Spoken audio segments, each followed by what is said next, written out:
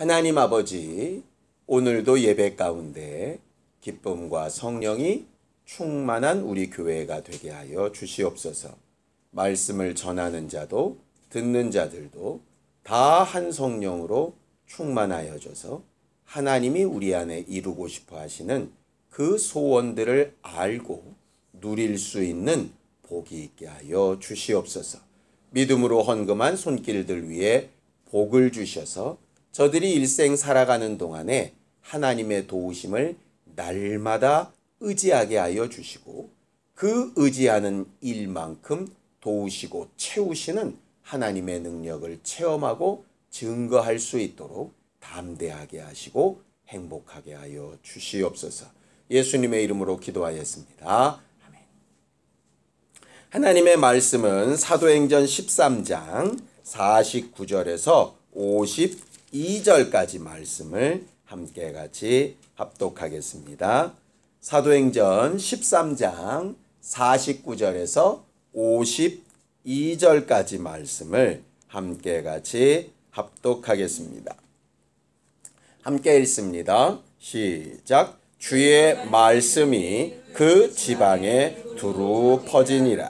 이에 유대인들이 경건한 귀부인들과 그 시내 유력자들을 선동하여 바울과 바나바를 박해하게 하여 그 지역에서 쫓아내니 두 사람이 그들을 향하여 발에 티끌을 떨어버리고 이고니온으로 가거늘 제자들은 기쁨과 성령이 충만하니라.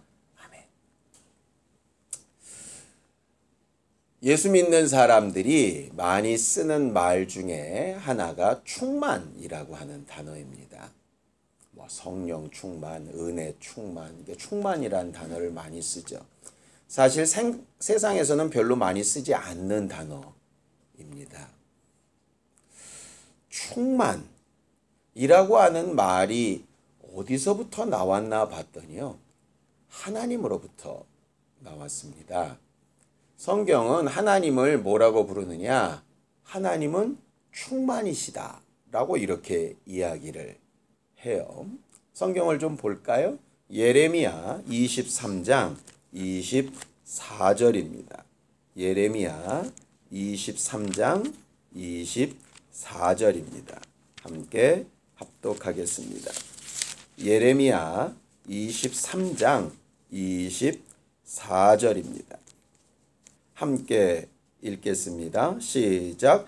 여호와의 말씀이니라. 사람이 내게 보이지 아니하려고 누가 나를 자신을 은밀한 곳에 숨길 수 있겠느냐. 여호와가 말하노라. 나는 천지에 충만하지 아니하냐. 이렇게 말씀하셨죠. 하나님이 스스로를 가르쳐서 나는 천지에 충만한 하나님이다 라고 이렇게 말씀하시는 거예요. 여기서 말하는 충만이 무슨 뜻이겠습니까? 우리는 보통 충만을 가득 차다 라고 얘기를 하는데 어디에나 있다 뭐 이런 뜻이죠. 가득 차 있으니까 어디에나 있는 거겠죠. 하나님은 하나님 자신을 가르쳐서 충만한 분이라고 이렇게 이야기를 합니다. 가득 차 있고 어디에나 있는 분이라고 하는 뜻이죠. 그리고 그 하나님이 천지를 창조하시고 그 피조물들에게 뭐라고 복을 명하시냐면 땅 위에 충만하라 라고 이렇게 말씀하시죠. 하나님의 형상의 모양을 따라 사람을 지어놓고도 똑같이 말씀하시죠. 생육하고 번성하고 땅에 충만하라 라고 얘기하십니다. 노아의 홍수 후에 노아의 8 식구가 배에서 나왔을 때도 똑같이 얘기합니다. 너희는 세상에 편만하여 땅에 충만하라. 하나님께서 보통 이 복을 명하실 때 주로 쓰시는 단어가 바로 이 충만이라고 하는 단어입니다. 그래서 하나님은 본인 스스로 충만하신 분이시고 또 충만하게 하시는 분이라고 성경은 이야기합니다. 우리가 오늘도 교회로 이렇게 모였죠. 교회를 지칭하는 말은 굉장히 많습니다. 예수 그리스도의 지체라고 하는 표현도 있죠. 또 믿음의 반석 위에 세워진 곳이라고 하는 말도 있습니다. 교회라는 말 자체, 에클레시아라는 것이 바깥에서 불러내어 모이게 하였다라는 뭐 뜻도 있지요. 그런데 교회에 대해서 충만이라고 얘기한 구절이 있습니다. 그 구절을 좀 함께 읽어보죠. 에베소서 1장 23절입니다. 에베소서 1장 23절입니다. 함께 합독하겠습니다. 에베소서 1장 23절입니다. 함께 합독합니다. 시작. 교회는 그의 몸이니 만물 안에서 만물을 충만케 하시는 이의 충만함이니라. 저는 이 글을 읽으면서요, 이게 도대체 뭔 뜻인가 생각을 했어요. 만물을 충만케 하시는 이는 이해가 됩니다. 누구겠습니까? 하나님이시죠. 왜냐하면 창조하셨을 때도 충만을 명하시고 홍수 후에도 충만을 명하셨으니까요. 본인 스스로도 내가 천지에 충만하다 하셨으니까 충만하고 충만케 하시는 이가 하나님이신 것은 잘 이해가 됩니다. 그런데 교회가 그 충만하게 하시는 이의 충만함이다. 이게 도대체 무슨 말인가? 무슨 말이신 것 같습니까? 충만하게 하시는 이의 충만함. 아니, 충만이라는 것 자체가 이미 완성형인데 거기에 또 충만함이란 얘기가 뭐죠? 그거보다 더 위라는 얘기인가요? 아니면 이건 이해가 돼요. 충만케 하시는 이로 충만함을 얻는다. 뭐 이러면 이해가 되는데 충만케 하시는 이의 충만함이다. 이게 과연 뭘까? 이렇게 생각을 해보니까 그 단어의 뜻이 이런 말이더라고요. 교회는 하나님으로 인해서 충만해지고 충만케 하시는 이는 교회로 인해서 충만해지고 뭐 이런 말이에요. 좀 이해가 안 되죠? 하나님 자체로 충만인데 아니 교회로 인해서 충만하다는 얘기가 과연 뭐지? 이래서 충만이라는 말을 다시 찾아봤어요. 우리는 흔히 충만 가득 차 있다 어디에나 있다 이렇게만 해석을 하는데 혹시 또 다른 뜻이 있나 했더니 진짜로 다른 뜻들이 있더라고요. 충만이라고 하는 말에는 이런 뜻이 있습니다. 첫 번째는 가득 차다 이런 말이에요. 그래서 성령 충만, 그럼 성령으로 가득 차다 이런 말이겠죠. 우리가 오늘 설교 제목을 기쁨과 성령으로 충만합시다 그러니까 기쁨이 충만이란 얘기겠죠. 그럼 기쁨이 충만하다는 얘기는 뭡니까? 기쁘지 않은 일이 잘 이해가 안 되세요? 기쁨으로 충만하면 기쁘지 않은 일이 없어야 되잖아요. 아니 9개는 기쁜데 1개가 슬프면 그럼 기쁨으로 충만한 게 아니잖아. 90%잖아요. 90%. 우리는 100%가 충만이니까. 그러면 우리는 살아가는 동안에 기쁨과 성령으로 충만합시다. 그럼 맨날 미친 사람처럼 좋은 일만 있어가지고 희희덕대야 된다는 얘기인데 과연 교회가 그런가 생각하면 또 그래야 된다라고 만약에 명령을 하시면 우리는 날마다 충만하지 않은 사람이 되는 거잖아요. 그래서 충만이 과연 가득 차다만 있나 했더니 예수께서 쓰셨던 충만이라는 단어에는 어떤 의미가 더 많으냐 하면 가득 차다는 의미보다는요. 완성시키다라는 말이 더 많아요.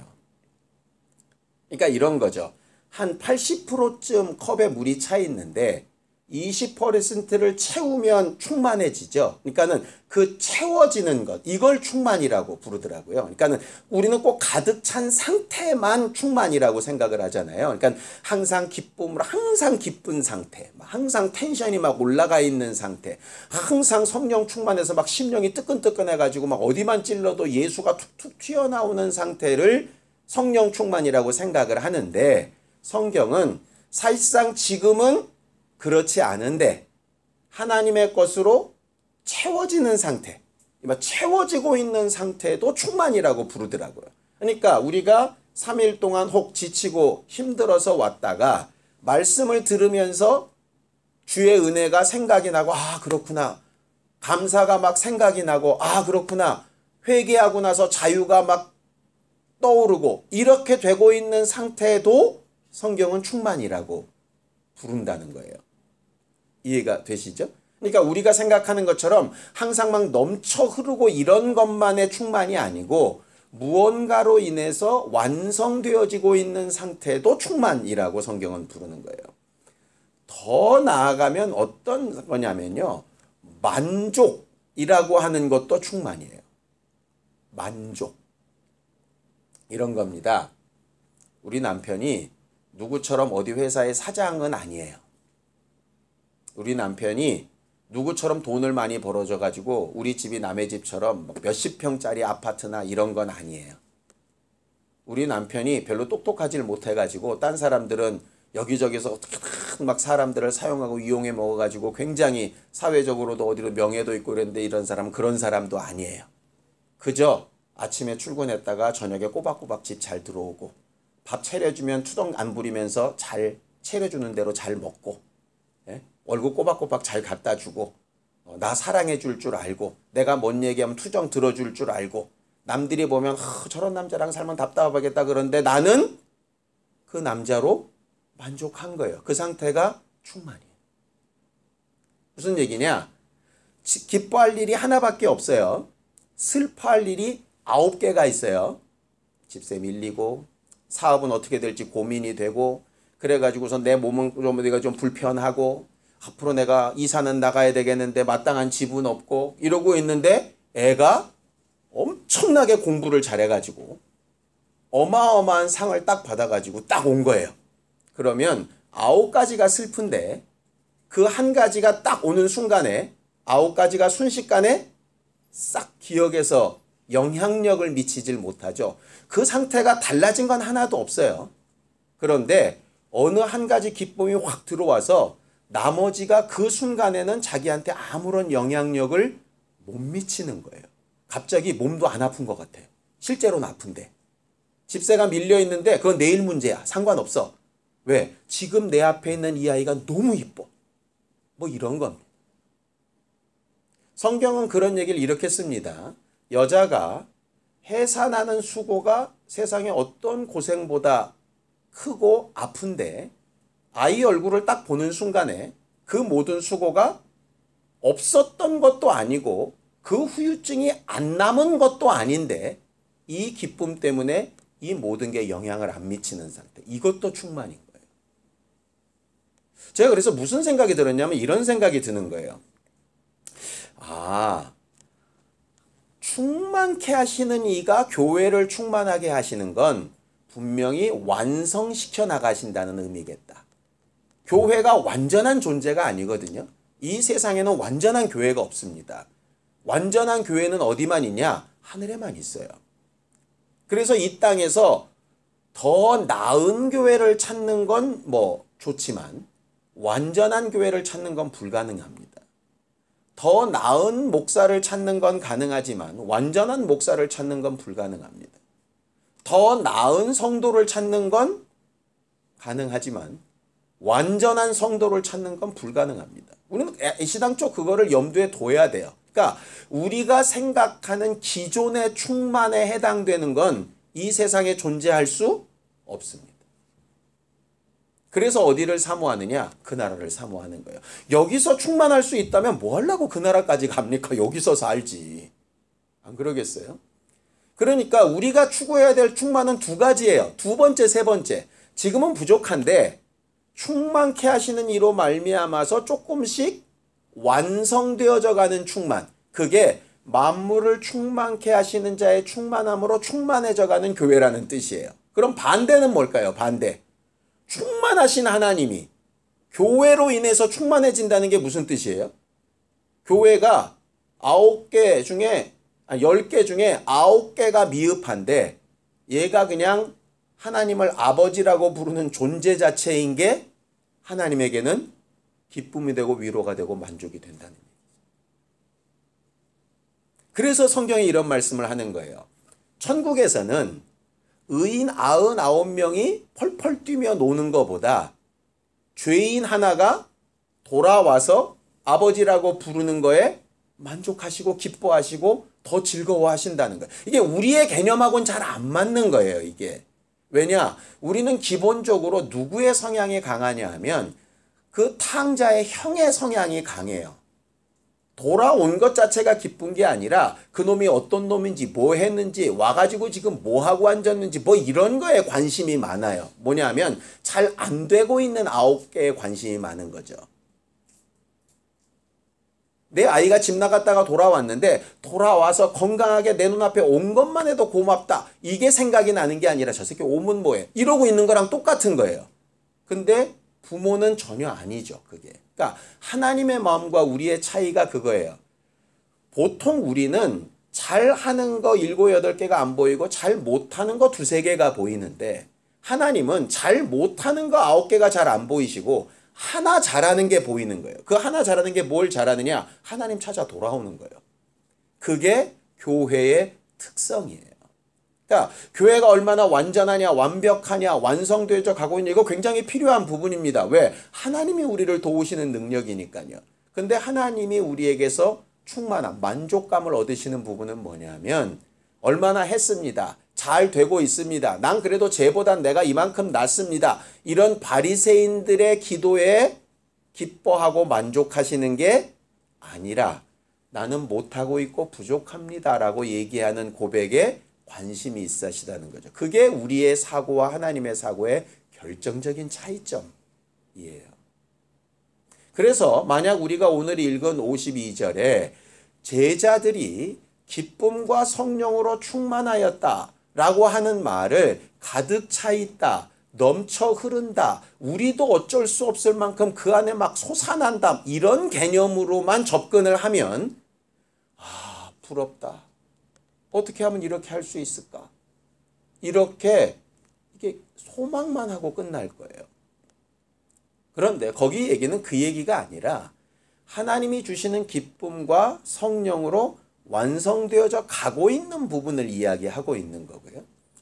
그런 어려운 상황 가운데서도 하나님의 마음에 들고 만족하게 했던 부분들이 있었다는 얘기를 하고 있는 겁니다. 그러니 우리는 바나바와 바울같이 못해가 아니라 실제 지금도 할 수 있는 상황이라는 거예요. 원래 상황으로 돌아가 보겠습니다. 우리가 몇 주 동안 배운 것처럼 바울과 바나바가 구브로를 통해서 비시디아 안디옥까지 갔죠. 거기서 2주간에 걸쳐서 안식일 날 가서 설교함으로 수많은 사람들이 변화를 받습니다. 그래서 비시디아 안디옥에 뭐가 충만하냐? 자, 49절입니다. 함께 읽습니다. 시작. 주의 말씀이 그 지방에 두루 퍼지니라. 여기 두루 퍼지다라고 하는 것이 뭐냐면 빈틈없이 흩어지다 이런 말이거든요. 그러니까 충만하다란 뜻이에요. 충만하다란 얘기는 주의 말씀이 어디서나 계속 전달되어지고 있는 상태를 얘기한 거예요. 그러니까 완벽한 상태를 얘기하고 있는 게 아니라 이건 그대로 해석하면 이렇습니다. 말씀 들은 사람들이 충격을 먹은 사람들이 회당에서 나가가지고 돌아다니면서 자기 동네 가서 집에 가서 직장 가서 형제 자매와 부모에게 뭐란 얘기예요? 자기가 들은 말을 계속 말했다는 얘기예요. 여기서 얘기, 저기서 얘기, 저기서 얘기 막 얘기하는 거죠. 오늘은 아마 아침에 일어나서 직장 갔다면 남자분들 대부분 입에서 이강인이라는 이름이 나왔을 겁니다. 어제 우리 축구 이겨서 결승 올라갔거든요. 뭐 이렇게 기쁜 일 만나면요. 와 그거 봤어? 뭐 이래가면서 한마디씩 다 하는 거예요. 그것처럼 그 지경에는 뭐가 충만하냐? 주의 말씀이 충만한 거죠. 아니 바울과 바나바가 다 돌아다니면서 일부러 전한 거 아닙니다. 그들은 그냥 회당에서 한마디 했을 뿐입니다. 그걸 가지고는 완벽한 충만이 이루어지질 않아요. 그런데 그 말씀이 전달되고 가면서 계속 점점 충만해져 가는 거죠. 그냥 바울과 바나바는 불만 당긴 거예요. 우리가 간혹 막 어떻게 새신자를 좀 전도해 보려고 하는데 사실은 우리가 어떻게 완성을 시킵니까? 그냥 불만 당기는 거예요. 어떻게 사람들한테 하나님을 제대로 이해를 시킵니까? 그냥 불만 당기는 거예요. 그냥 그 다음을 연쇄 반응이 일어나듯이 역사하실 수 있도록 충만하게 되어질 수 있도록 우리는 그냥 시작할 뿐이에요. 그래서 그 동네가 다 말씀으로 충만하게 됩니다. 그런데 이렇게 말씀으로 충만한 데에 영향을 안 맞는 인간들이 있었어요. 다른 걸로 충만한 거죠. 아까 말씀드렸잖아요. 충만이라는 의미 자체가 뭐 하나가 만족함이 있어서 다른 것에 영향을 안 받는 게 또 충만이라 그랬잖아요. 그것도 일종의 충만입니다. 걔들은 뭘로 충만하냐? 자, 45절입니다. 함께 읽죠. 45절 시작. 유대인들이 그 무리를 보고 시기가 가득하여 바울이 말한 것을 반박하고 비방하였습니다. 뭐가 가득 찼다고요? 예, 이 사람들은 시기가 충만했어요. 시기가 얼마나 강했던지 하나님의 말씀이 영향이 안 미치는 거예요. 이들은 시기가 가득했지만 어쩔 때는 우리 고집이 충만하면 하나님의 말씀이 영향을 안 미칩니다. 어쩔 때는 죄의식이 충만하면 하나님의 은혜의 말씀이 영향을 안 미칩니다. 자기가 자기 스스로를 엄청나게 정죄할 때 있거든요. 그럼 하나님께서 예수를 통해 나를 용서하셨다는 게 안 믿어지는 거예요. 어제까지 믿어졌던 게 안 믿어지는 거예요. 이런 죄까지 되겠어? 뭐 이렇게 되는 거죠. 이게 내 죄면 그나마 다행입니다. 남의 죄면 문제가 심각해지죠. 그것은 이게 정죄를 내가 받는 게 아니라 저쪽을 정죄하는 거예요. 내 모든 죄는 하나님이 용서하시는 게 맞는데 저놈의 죄는 하나님이 용서 안 하실 것 같은 거죠. 그게 충만하면 은혜의 말씀도 영향을 못 미치는 거예요. 내 안에 저주와 다른 마음들이 충만하면 하나님이 명하시는 복이 하나도 영향을 못 미치는 거예요. 결과적으로 신앙생활은 뭐의 문제냐? 지금 내 마음에 뭐가 충만하냐의 문제예요. 고민과 근심과 답답함과 괴로움이 충만하냐?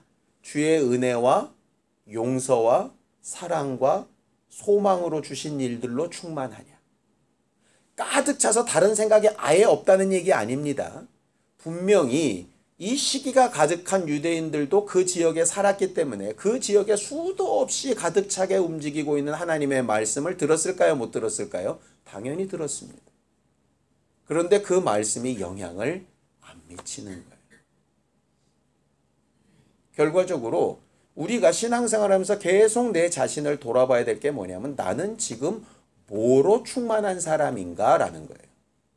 더 적나라하게 얘기하면 나는 지금 뭐에 영향을 받고 있는 사람인가 하는 거예요. 왜냐? 내가 무언가에 영향을 받고 있다면 기존에 내 마음속에 들어있던 게 내 안에 충만하지 않다는 얘기입니다. 예를 들어 내 안에 은혜가 충만하면 누가 나를 정죄하는 말, 누가 나를 미워하는 말, 누가 나를 저주하는 말을 할지라도 맞아. 바울처럼 내가 죄인 중에 괴수일지라도 그래도 나의 안에는 예수께서 나를 용서하신 것으로 충만해. 그러면 영향이 안 받거든요. 그런데 이제 그런 말이 나를 영향 주는 거죠. 그러면 그게 충만하지 않다는 얘기예요. 반대도 마찬가지입니다. 내 나름대로 사람이 어떻게 지가 지은 죄는 자기가 책임져야지 라는 생각이 있다가 은혜가 들어와서 그 생각을 무너뜨리는 순간 아, 내 고집이 내 안에 충만하지 않게 되면 영향을 받는 거죠. 이런 겁니다. 굉장히 기쁘다가 갑자기 집값 떨어졌다는 소리를 들으면 모든 것이 다 낙심이 된다. 그러면 내 사실은 뭐가 충만하냐면 그게 나를 지배하고 있는 충만한 거예요. 순간적으로 가다가 내 아이의 성적이 내 안에 딱 들어오는 순간에 모든 것들이 다 무너진다면 실제로는 나는 뭐가 충만한 사람이냐? 아이의 성적이 나를 지배하고 있는 충만한 사람인 거예요. 우리는 예수의 은혜와 하나님의 말씀이 들려지는 순간에 여러분들을 지금까지 끌고 가던 어떤 방향으로 끌고 가던 삶이었던 간에 그것이 영향받아서 바뀔 수 있는 말씀으로 충만한 사람들이 되기를 예수님의 이름으로 축원합니다. 그거 위해서 교회에 나오는 거예요. 말씀 들으러 나오는 거예요. 그래서 말씀을 듣고도 예배하고도 성경 공부하고도 생각이 안 바뀌었다? 그 얘기는 뭐냐면 다른 걸로 이미 충만해 있다는 거죠. 그럴 경우에 예수께서 이렇게 말씀하시는 겁니다. 보아도 보지 못하고 들어도 듣지 못한다는 거예요. 안 보고 안 들었다는 얘기가 아닙니다. 보고 들었는데 다른 것이 충만해서 아무런 영향력을 안 받는, 그것으로 인해서 완성되려고 하질 않는 거예요. 자기 스스로 만족해서 아무것도 안 해버리는 거예요, 여기서. 그래서 우리가 흔히 비난하듯이 말하는 거 있죠. 베드로가 했던 말, 주여 여기가 좋사오니 그거 아니다 자꾸 얘기하잖아요. 하나님은 다른 걸로 채우려고 그러는데 자꾸 거기서 안주하려고 한다 이 말입니다. 그러니까 재밌습니다. 우리는 불안에 떨지 않고 평안하고 이 정도면 됐어. 하나님께서 날 도우실 거야. 이걸 믿음이라고 생각하는데 사실은 그게 믿음이 아니고요. 우리는 완성형이 아니기 때문에 계속 말씀의 영향을 받아야 이게 정상이거든요. 맨날 두렵고 떨리고 나 어떻게 살아야 되지? 이러면 그렇게 불안하면 믿음이 아니야? 이렇게 생각하는데 사실은 그게 어떤 경우는 믿음에 맞을 수 있죠. 확신이라는 게 꼭 100% 좋은 믿음이라는 뜻은 아닙니다. 확신의 믿음은 하나님의 말씀이니까 확실히 믿는다. 이거라면 확신이 맞는데요. 내 스스로 생각한 이 정도면 됐어. 남들보다 나라고 하는 확신이라면 그것은 믿음이 아니죠. 그거는 내 확신이지 내 만족이지 하나님의 말씀으로 들어와서 영향을 받은 부분이 아닌 거예요. 나는 확신이 안 되는데 말씀이 들어와서 나를 완성케 했다면 그게 충만이 맞아요. 그런데 이미 얻은 것, 이미 행한 것, 이미 내가 하고 있는 것으로 스스로 딱 집짓고 나서 영향을 안 받고 있다면 세상의 영향을 안 받는 건 좋은데 하나님의 말씀의 영향을 안 받고 있다면 그것은 충만이라는 상태로 보기가 참 어렵죠. 그래서 설교 준비하면서 이런 생각이 드는 거예요. 전에 같으면 충만합시다. 그럼 막 기도하고 막 찬송 막 하고 집회 가고 막 박수치고 막 이러면 뭔가 뜨끈뜨끈해지고 충만한 것 같았어요. 성경이 말하는 충만이 그게 아니고 그냥 이게 내가 살아가면서 내가 뭐 때문에 안심하고 있는지 내가 뭐 때문에 담대한지 그 이유를 찾아가고 영향을 받고 영향을 주고 하는 이렇게 계속 살아가는 게 결국 충만이구나. 어디 몰려 앉아가지고 와 이런다고 충만이 아니고 그것도 물론 필요합니다. 그런 걸 가지고 내 마음을 다시 한번 새롭게 하는 거 굉장히 필요한데 그게 충만이 아니고 자꾸 우리가 그걸 충만이라고 생각을 하니까 그거 하다가 삶에 오면 또다시 상황이 보이고 낙심되니까 또 그런 데를 찾아가고 그러니까 마치 교회에 가면 평안하고 집에 가면 싫으니까 자꾸 집을 나와서 교회만 가서 앉아 있으려고 그러고 이렇게 된 거죠. 그나마도 어려우니까 그렇게 하는 사람들을 정말 신앙생활 잘하는 사람이라고 우리가 얘기를 했어요. 왜? 맨날 세상 좋다고 쫓아다니는 것보다는 나으니까. 그런데 그게 하나님이 원하시는 충만케 하시는 자의 충만은 아니거든요. 자, 시기가 가득했던 사람들이 그 시기가 가득한 것으로만 영향을 받아서 그 당시에 경건한 귀부인, 여기 경건한 귀부인이라는 얘기는 무슨 뜻이냐면 유대교로 개종한 귀부인들이라는 얘기입니다. 경건하다 그러니까 대단히 무슨 이렇다는 얘기가 아니라 이방족 속에서 유대교로 개종을 한 귀부인이란 얘기. 귀부인이란 얘기라면 유력자의 부인들이란 얘기죠. 그 당시 총독이라든가 관리라든가 공무원이라든가 무슨 서장이라든가 이런 사람의 부인들. 마치 재물도 좀 있고 명예도 있고 사회적 위치도 있고 교양도 있고 이런 거죠. 그러니까 뭐로 충만하냐? 그런 걸로 충만해요. 근데 뭐의 영향을 안 받냐? 말씀의 영향을 안 받아요. 뭐의 영향을 받냐? 시기심의 영향을 받죠. 잘못된 영향을 받고 있는 거예요. 거기에 유력자들까지. 왜? 귀부인들이 시기가 많은 유대인의 편에 서면 그 남편들은 어떻게 되겠습니까?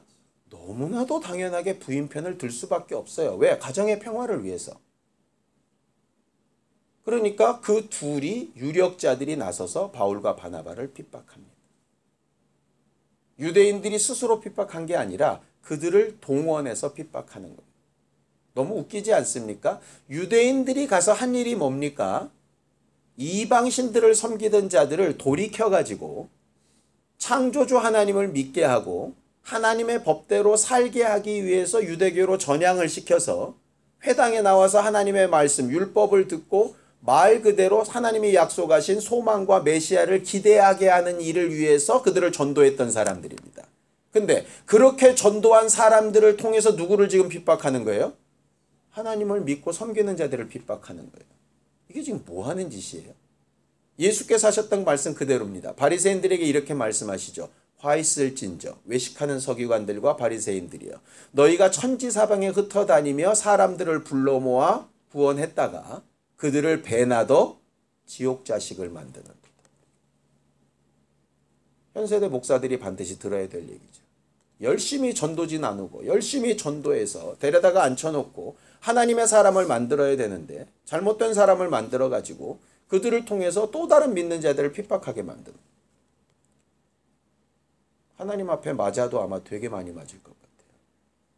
그런 상황이 벌어졌습니다. 바울과 바나바가 더 이상 비시디아 안디옥에서 전도할 수 없는 상황에 이르렀어요.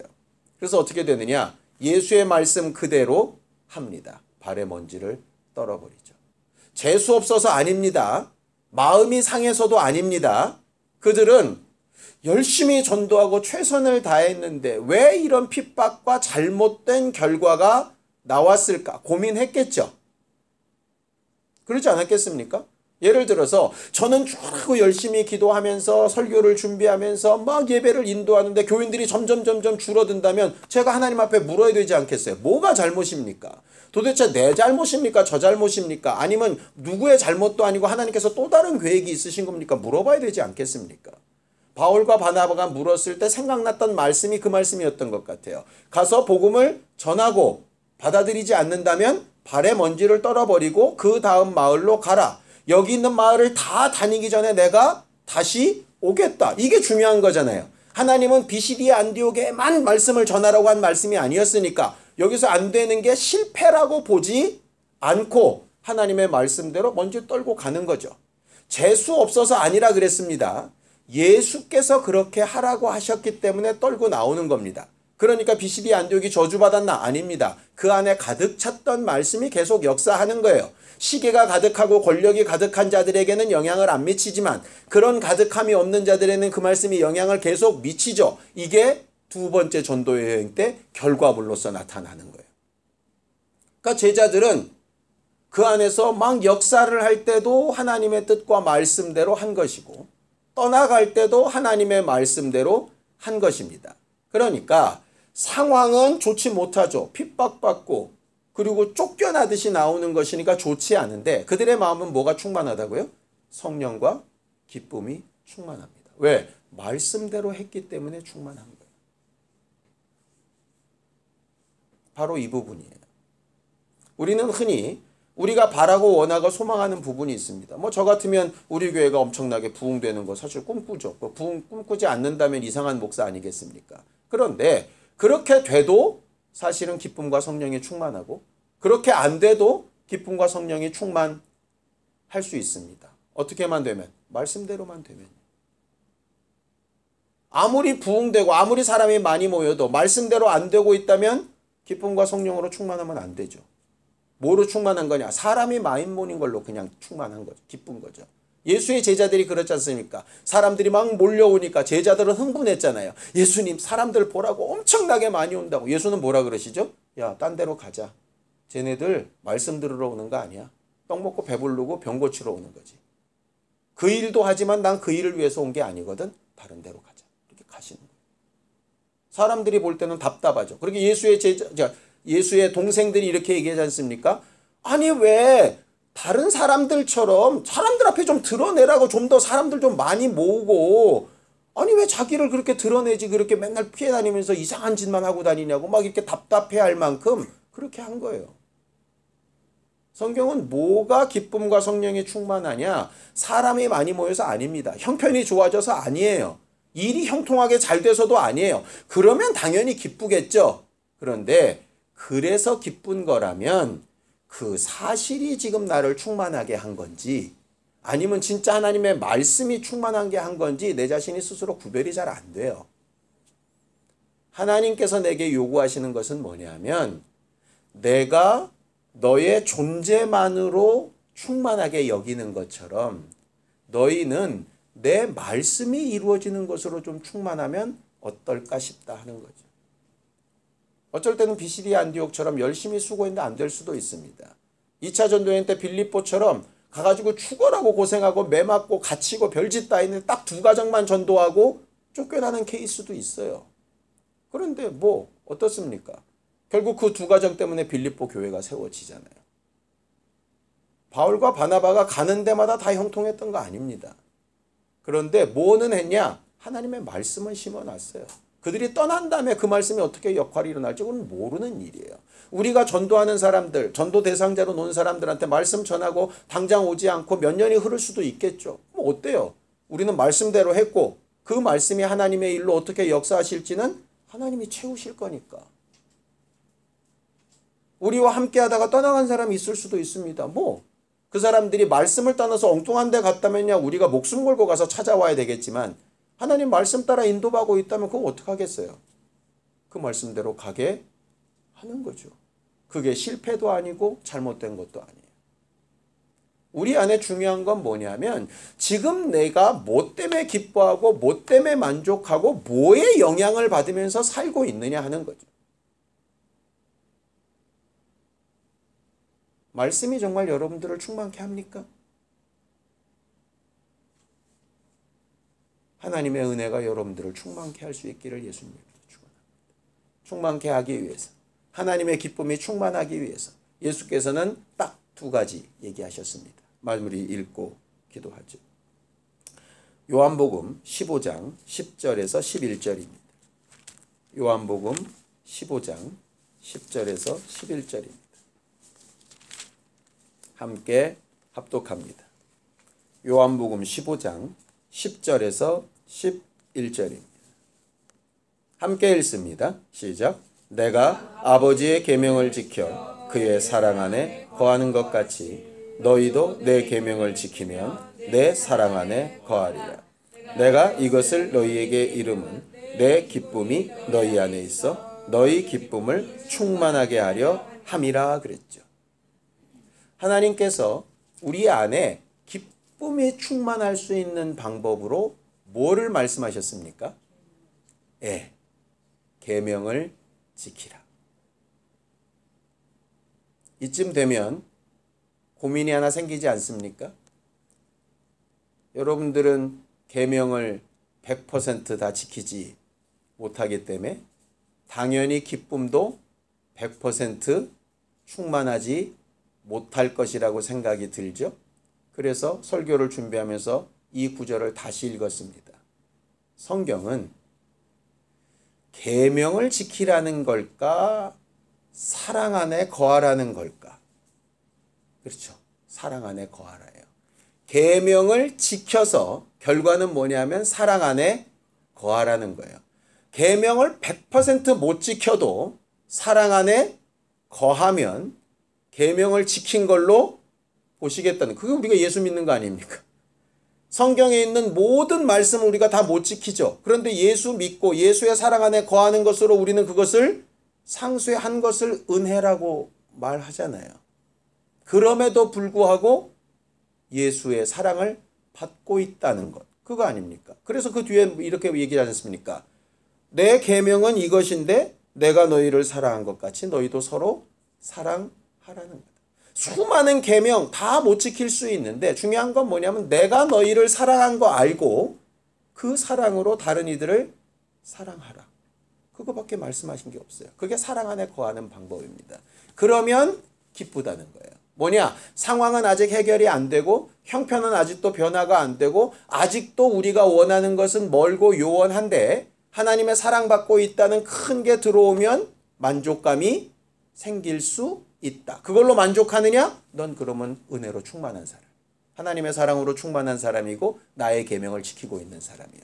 열심히 일하고 남들보다 9배, 10배 수고하고 엄청난 봉사를 하는데 주의 사랑 안에 거하고 있다는 게 안 믿겨지고 있냐? 느껴지지 않고 있냐? 뭔가 답답하고 속상하고 스스로는 만족감도 없고 괴롭고 힘들고 답답하고 하나님 앞에 서는 게 두렵고 그러냐?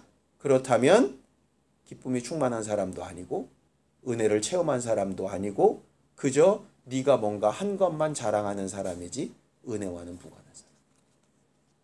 거기는 저도 과거에 맨날 이 구절을 가지고 이것 보라고 계명 지켜야 사랑 안에 있는 거지 계명 안 지키면 사랑이 없는 거라고 설교한 적이 굉장히 많았는데 다시 읽어보니까 그 뜻이 아니더라. 이 말은 계명 안 지켜도 된다 이런 뜻 아닙니다. 말씀 무시해도 된다 이런 말 아닙니다. 우리는 애시당초 계명과 말씀을 100점짜리로 지킬 수 없는 인간들인데 그럼에도 불구하고 사랑 안에 거할 수만 있다면 또 다른 기회를 얻을 수 있다 그 말입니다. 자, 두 번째 명령은 이겁니다. 요한복음 16장 24절입니다. 함께 읽습니다. 이 말씀이 두 개가 연결이 됩니다. 시작. 지금까지는 너희가 내 이름으로 아무것도 구하지 아니하였으나 구하라 그리하면 받으리니 너희 기쁨이 충만하리라.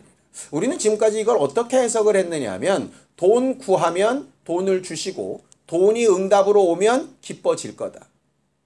건강을 구하면 건강이 올 거고 건강이 돌아오면 기뻐질 거다. 가정의 회복을 기도하면 가정이 회복이 될 거고 가정이 회복이 되면 기뻐질 거다. 이렇게 생각을 했어요. 그렇죠?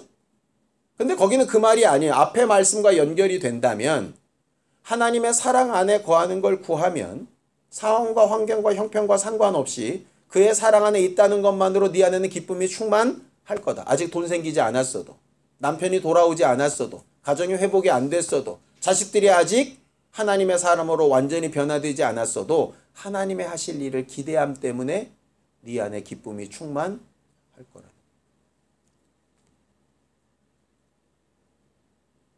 우리가 왜 그동안 답답했냐? 구하면 응답이 되고 응답이 돼야 기뻐할 텐데 기도해도 응답이 안 되는데 내가 어떻게 기뻐하며 살아? 이렇게 살았어요. 그러다 보니까 왜 응답이 안 될까? 원수인가 죄인가 괴로워하고 힘들어하고 답답해하고 속상해하고 이러다 살았다고요. 근데 중요한 건 내가 지금 주의 은혜의 영향을 받고 있냐 이 말이에요. 내 눈에 보이는 남의 허물과 주의 은혜 가운데 어떤 게 나에게 영향을 미치고 있냐 이 말이에요. 내가 바라고 있는 소망과 하나님이 나를 사랑하신다는 그 사이에 어떤 게 내게 더 강력하게 영향을 미치고 있냐. 점심 먹을 때 메뉴가 짜장면, 짬뽕 뭔가를 하나 고르죠. 어떤 걸 고릅니까? 그 순간에 내 마음에 더 영향력을 미치는 걸 고릅니다. 결과적으로 나는 뭘 선택하며 사는 사람이에요. 우리는 기쁨과 성령으로 충만하기를 원합니다. 그래서 사랑 안에 거하기를 구하고 사랑 안에 거하기 위해서 계명도 구하고 따르기를 사모합니다.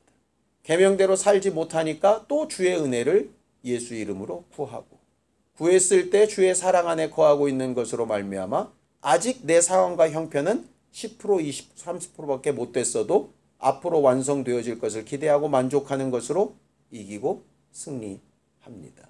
그것이 반복되고 반복되면서 성령께서 내 안에서 일하시는 증거들이 나타나고 나도 모르는 사이에 다른 사람들은 나를 통해서 예수가 하신 일들을 보게 될 겁니다. 그게 교회가 성장하고 내가 하나님의 사람이 되어져가는 일인 거죠.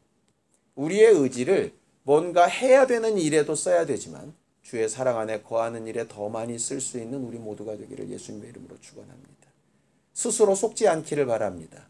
은혜 가운데 있는 것처럼 착각하면서 실상은 엉뚱한 것으로 충만하고 있지 않은지 그것만 잘 돌아볼 수 있다면 우리는 하나님 앞에 얼마든지 사랑받을 수 있고 만물을 충만케 하시는 이의 충만함으로 살 수 있게 될 겁니다. 기쁨과 성령으로 충만한 우리 모든 성도들이 되길 예수님의 이름으로 축원합니다. 함께 같이 기도하겠습니다. 하나님 아버지, 우리는 우리를 충만케 하시는 하나님으로 말미암아 충만한 영적 생활을 하게 되어지기 원합니다. 우리는 연약하고 부족하지만 하나님이 공급하시는 힘으로 완성케 되어져가는 거룩한 교회와 성전들이 되게 하여 주시옵시고 이를 위하여 주의 사랑받음에 은혜 가운데 있음에 만족할 줄 아는 사람들이 되게 하여 주셔서 우리에게 주신 말씀을 따라 기도도 하고 계명에 순종함으로 하나님의 말씀이 우리 안에 살아 움직이며 우리를 더 낫게 만들며 우리의 환경과 형편과 가정과 자손들에게 역사하시는 믿음의 증거들을 앞으로 볼 수 있는 믿음의 소망들이 있게 하여 주시옵소서. 우리는 우리 자신을 만족하게 하는 그 충만이 무엇인가를 돌아볼 줄 알게 하여 주셔서 주의 말씀과 은혜와 성령으로 된 것이 아니라면 우리 자신을 잘 돌아보아 회개케 하여 주시옵시고 하나님의 말씀이 주의 감동케 하심이 하나님께서 우리를 위로하시는 능력이 풍성하게 되어져서 우리 안에 살아 움직이며 다른 이들에게도 전달되고 역사하는 힘이 되도록 도와 주시옵소서. 이제는 우리 주 예수 그리스도의 은혜와 하나님 아버지의 극진하신 사랑과 성령님의 감동하시고 교통하시며 함께 하시는 분명한 증거가 기쁨과 성령으로 충만하기를 원하는 우리 모두 위에 이제로부터 영원까지 함께 있을지어다. 아멘.